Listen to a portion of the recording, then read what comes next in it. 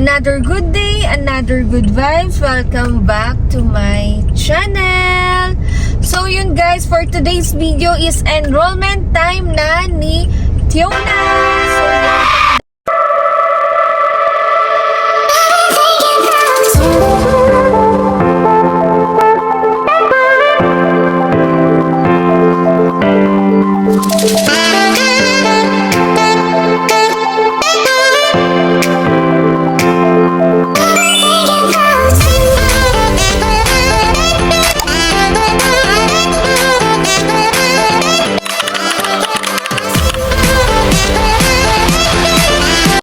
So ang magkasama dahil si Boss D is puyaters. Ang dami niyang inedit and halos pagod siya ng mga ilang araw sa pag-charity niya at sinama ko siya sa business meeting ko.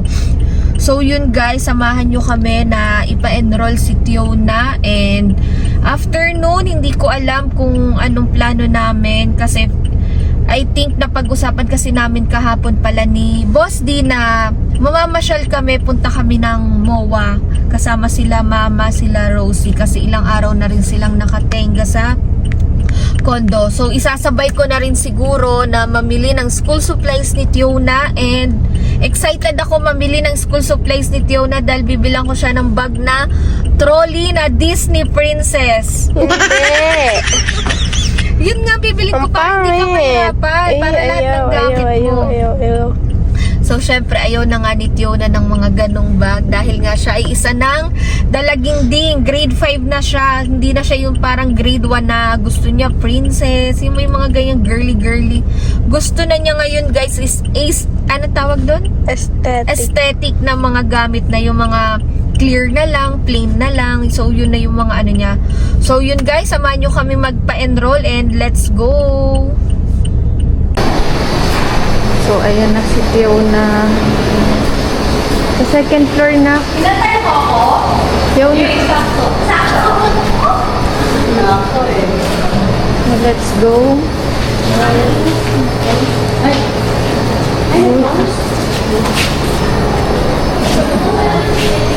Ready ka na?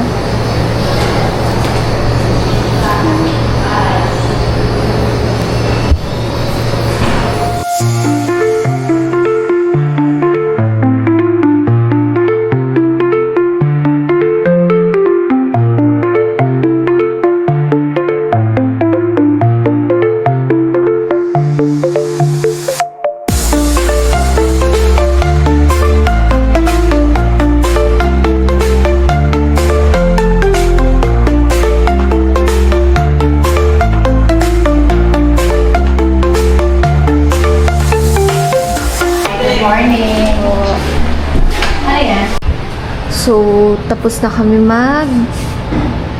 pa-enroll. Bayad na lang din. And, hindi na siya yung yung nag-fill up ng form. Parang i-assist na lang kami na dito na sa website na to. Mag-fill up ng form. Then, please settle payment for enrollment na tayo, guys. So, let's go na sa accounting. Tara, let's na. And, bababa na tayo. Yan. Hi! Finally! Mag-enroll na. Kailan pasukan nyo, girl? I don't know. Ang taas pala nito, no? Hanggang 7th floor. Yeah. Kaya po siya may elevator. Ano nga mami? Ano yan? Hanggang 7th floor ba? 6 lang. So, sa ground tayo. Yes. Medyo nakakatakot. Bakit? Iba yung... Okay. Pang school lang siya na elevator. Pang St. mababa. Andrew talaga yung kulay. Oo. So, yan. Ready ka na ba? Asa na pambayad mo ng tuition? Hi, ma'am! Dito ako wala. No! Ang ganda dito, oh. Kung sakaling tumagal pa tayo dito ko i-enroll si Rosie. Tingnan nyo naman yung room niya. Toddler, classroom. Ang ganda. Yan, Ganda ng environment, guys. Ayan.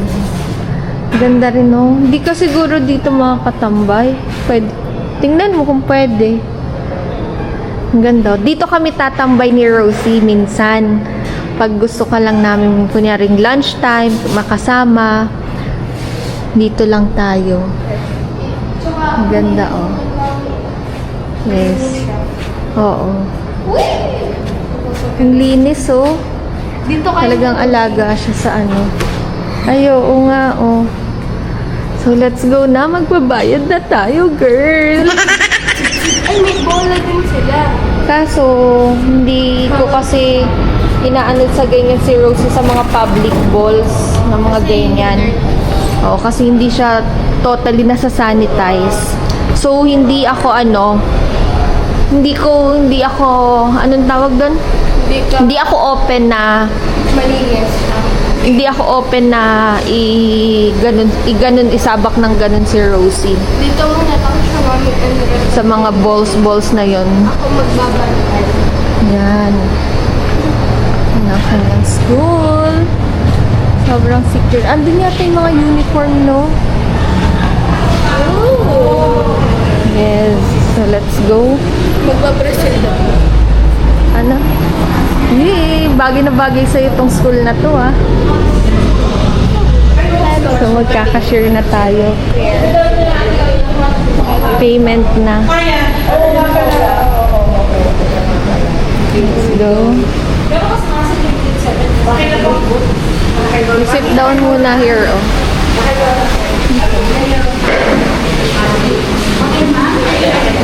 Pwede kaya, card payment? Tatanong natin. Ano natin? Assorted uniform only 100 pesos. Ano yan? Baka yung mga ano yan? Ba't ang mura, no? So, magbabayad na tayo, girl. So, ayan po. Pipili kami ng uniform. Saan po yung mga bago? Sample lang ko ba? Nasa baba ko na. Okay. So, yan.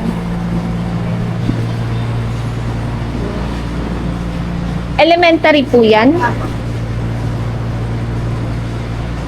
So, ito yung mga PE pants nila.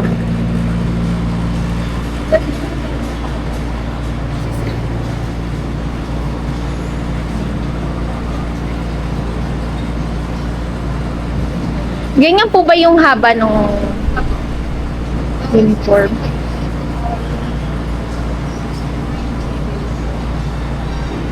Check mo yung iba.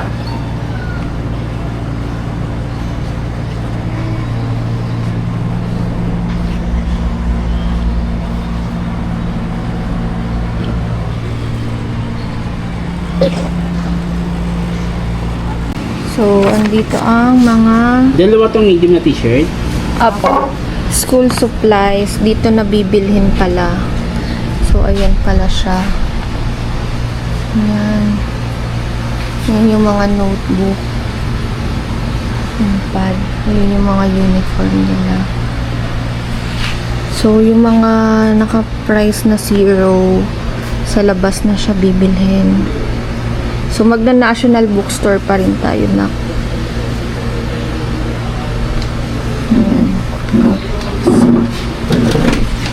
So, ginagawa na ni Kuya ng pieces ng binili namin uniform. Magbabayad ulit sa cashier. Para na rin ako nagpa-college. Grade 5 ka palang, girl. College na ang tuition mo. Kaya mag-aral ka ng mabuti.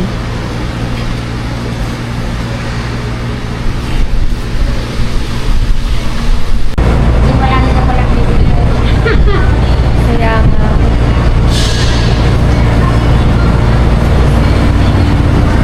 Yan. Wow! Bagay na bagay sa'yo, girl. Ayun na pala. Ayusin mo yung color. Ganito na yung tela niya talaga. Parang ang nipis, no? Dati kasi makapare, malamig na Magsasando ka naman yan eh. Ano yan? Tuck-in po or ganyan lang siya? Ano, okay ba sa'yo yan, Lark? Opo. Ah, may long sleeve din po sila? Para sa high school. Kung masikip. Ano, masikip? Sumikip naman, pwede naman bumili naman. Masyado na pong ano, loose na yung XL. Tapos, hindi yung tanong nila. PE. Patingin daw na. Ayusin mo. Yan. Straight body. Taas-taas mo konti. Ganun-ganun mo lang. Yan. Ganda.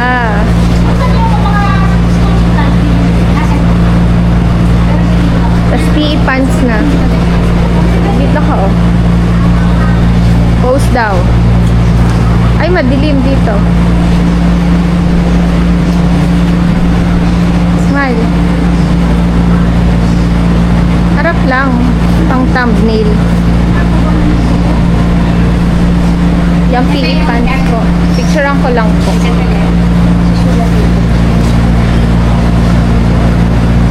Ayusin mo.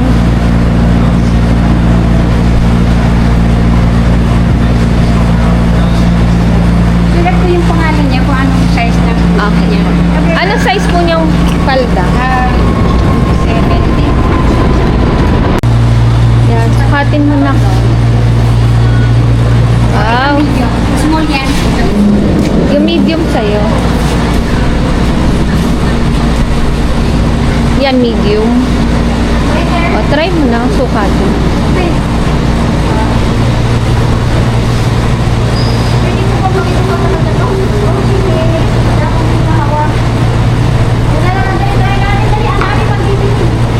Sombrero ka. Ayusin mo yung ano mo, t-shirt. Di, okay lang. Try mo sombrero. Dali. Ito ka, oh. Yan. Ano size niyan? Medium. Ayusin mo daw. Sige daw. Tingin dito na.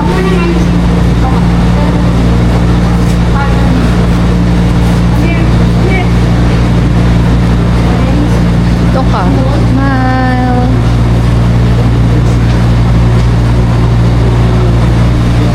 Okay na yan. Comfy ka naman. Okay. O, sabihin mo na kay ate. Ata.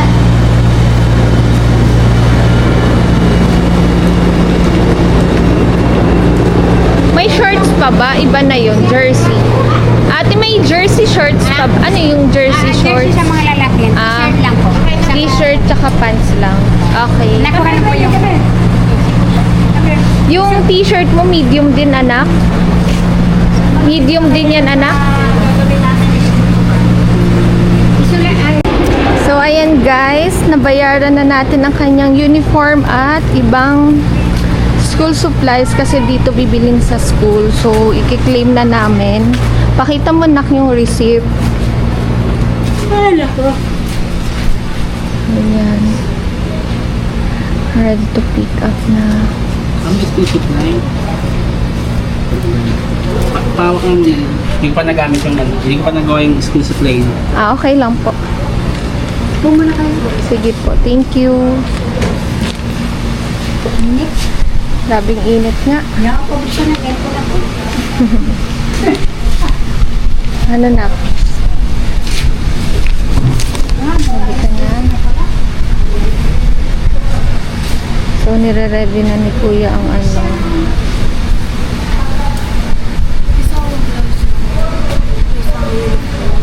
Hindi. May mga extra ka. Hindi pwedeng isa lang. Kabalot. Lang may mga extra.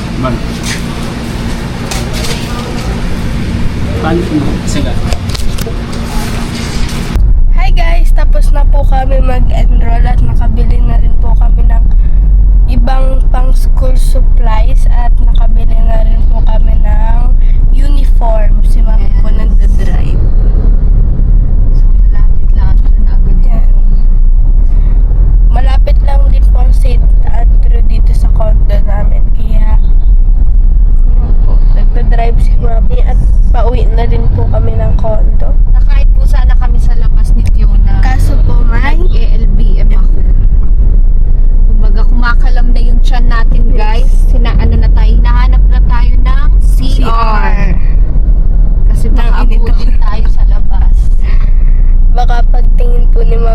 suot niya. Grabe ka May naman. Ayan po, pauwi na rin po. Nag-LBM po tayo dahil the past few days, ang takaw natin, more lafang. Ganun. Yun. Madami po kasing Ikaw. kinakain si Mami.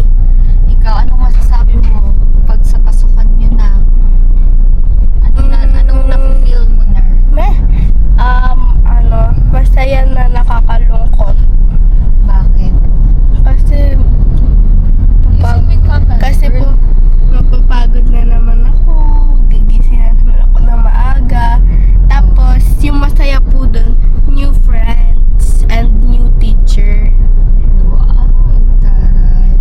Magkakaroon ka ng bagong circle of friends. Yes, sana po, wala namang masasama doon, diba? Walang mga bully. Pero lahat naman po ng school may mga bully eh. Nasa sa'yo na lang kung paano mo siya iintindihin, yung mga nanggaganon, di ba?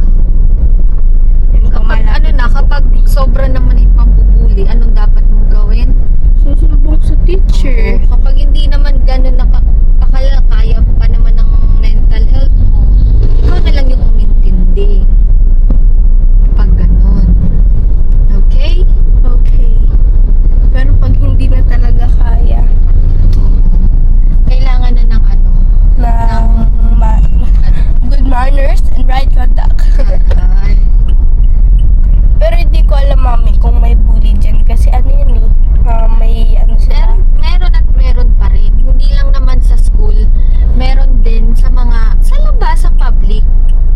Or lalong-lalo na sa social media. Puro bully rin dyan. Kahit saang lugar, meron. Yan po, dito na po kami sa condo. Ayan. Kaya hindi mo maiiwasan talaga yun. Kung ikaw ang may malawak na pag-unawa, so ikaw ang umintindi. Diba? Yun yung lagi ko turo sa'yo na hindi mo kailangang makipagbangayan, hindi mo kailangang makipagsagutan or bulihin din sila, i-give back mo sa kanila. Hanggat kaya mo, intindihin mo na lang. Nung nasa tiyan ko po kami, may mga bully din kaming dalawa ba siya? Dalawa ata siya. Paano tayo post? Mami.